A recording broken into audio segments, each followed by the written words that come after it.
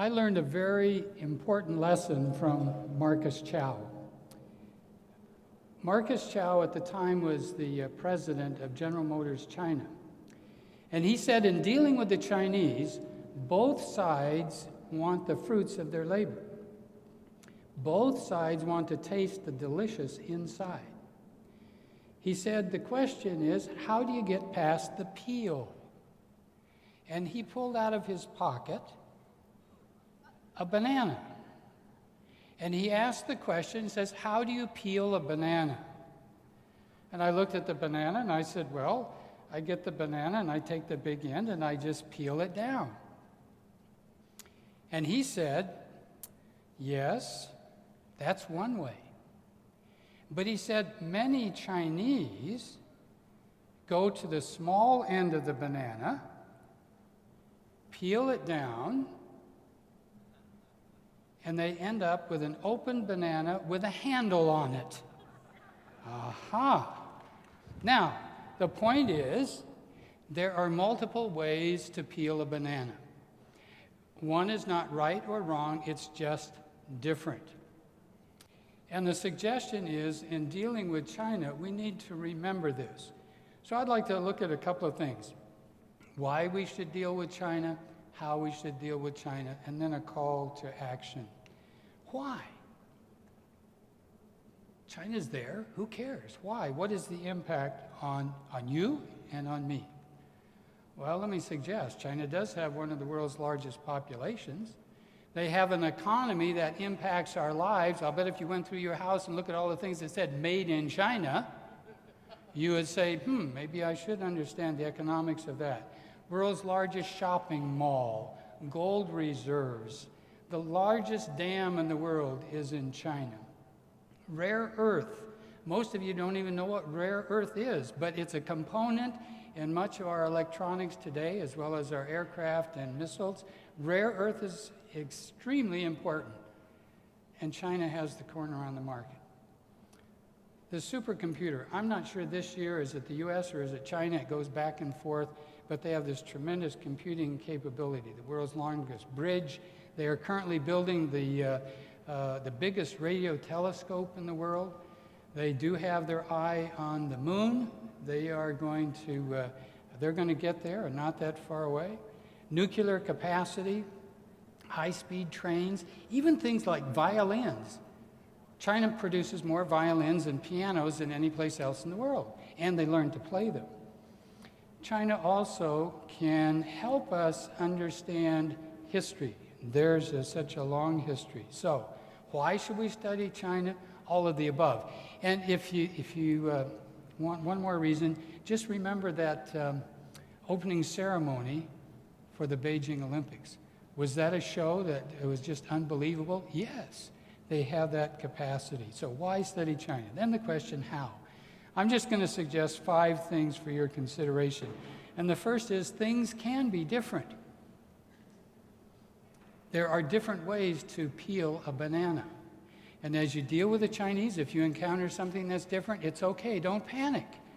They do things differently, or they can do different things differently. Learn alternative ways. That's what we're here for today, is to open our minds and get new ideas. Learn alternative ways.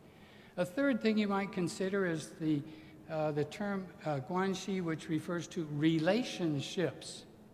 So the Chinese might say to someone, "Oh, 你跟他有什么关系?" What is your relationship to that person? Oh, that's my brother, that's my uncle, that's my grandfather. Oh, that's my schoolmate. Oh, he's my classmate. Or we come from the same village. And so you have a relationship with them. Here in the U.S., we're aware of relationships, and we hear the phrase, it's not what you know, but who you know. The same concept is in China, and it's a very important piece, and it's a great conversation item. Another thing would be face. And we've all heard of losing face. You don't want to lose face. You want to do a good job. You stand up in front of a TEDx talk and you don't want to lose face. Yeah, nervousness, sure. Because you don't want to lose face. But are you aware of the fact that you can also gain face? Or you can actually give face to someone. Face is extremely important to the Chinese. Perhaps more important, though, is the Chinese sense of national pride.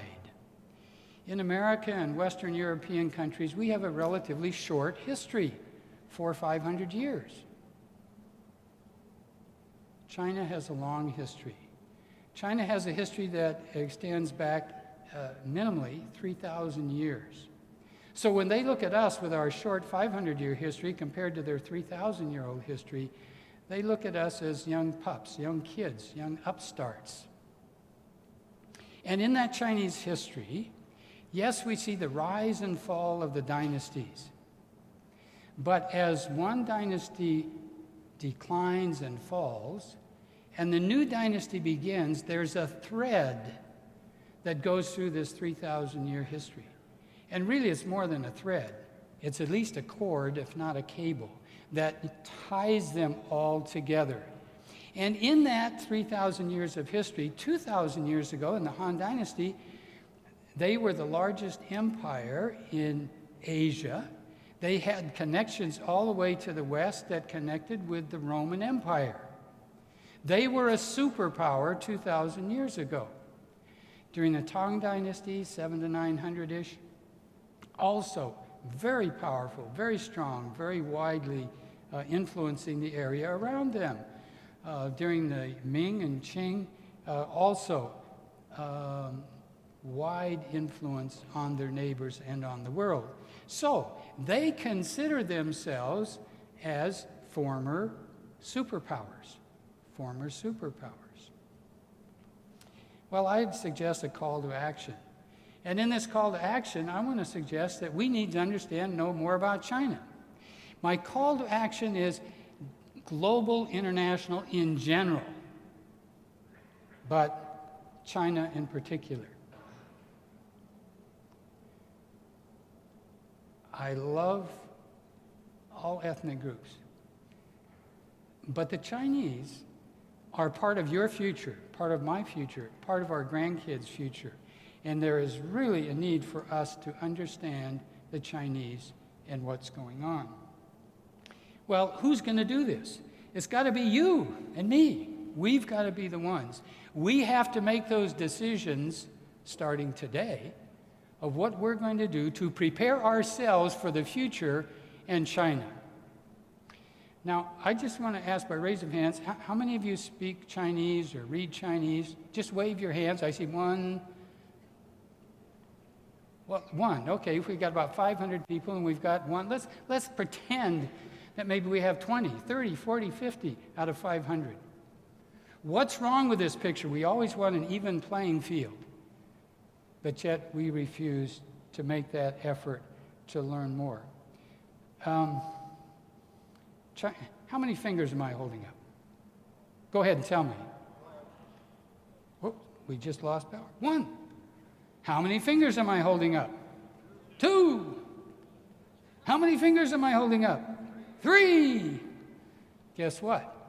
You came today not knowing how to read Chinese, but you go home and you can say, in response to the people who say, what did you learn today? You can say, I learned to read Chinese. And when you go to that Chinese restaurant, pick up the Chinese newspaper and look up in the corner for the page number. And you'll be able to read 1, 2, and 3. And then you can figure out 4. And you can keep going from there. Actually, 10 is quite simple. It's like an up and a down and a crosswise, a 10. And then it goes 10 plus 1. So now you know how to do 11. It doesn't take much to count all the way to 99. Is Chinese language easy to learn? Perhaps not. It's difficult. But is it doable? Yes, it's doable. Look at all those little Chinese kids. They run around speaking Chinese. If they can do it, we can do it. Come on. We need to get our act together and learn some Chinese. We need to learn some Chinese. This is part of my call to action. Learn some Chinese. We need to make some Chinese friends. We need to make some Chinese friends. We need to invite them over. We need to talk to them, to listen to them, share with them about our culture, learn about their culture. And you can discuss with these Chinese friends things like face, national pride, relationships. You've got stuff to talk about. Talk about it with them. Well, you can do a lot, but we need the help of other groups. By other groups, I mean things like government agencies. We need people who are giving out the scholarships in Washington, D.C., to give some scholarships to learning Chinese language. We need the support of service groups and religious groups and business groups to actually encourage. We need to be encouraging our kids and our grandkids to start learning Chinese. Another thing that we can do is we can encourage our kids to study abroad. You know, I study abroad for a university student. Yeah, hey, clap. Somebody's clapping. Clap a little harder. This is the study abroad program. Yes. We could go south to Canada. That's great. Or we can go to Mexico. I love Mexico.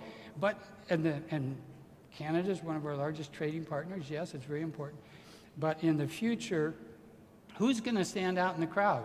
When you go for that job interview, and there are 10 people, and 5 of them speak Spanish, and 3 of them speak French, and 1 of them speaks German, and the other speaks Chinese. I think there might be an advantage. So the other groups, we just want to encourage them. School boards, Board of Education, this is important stuff.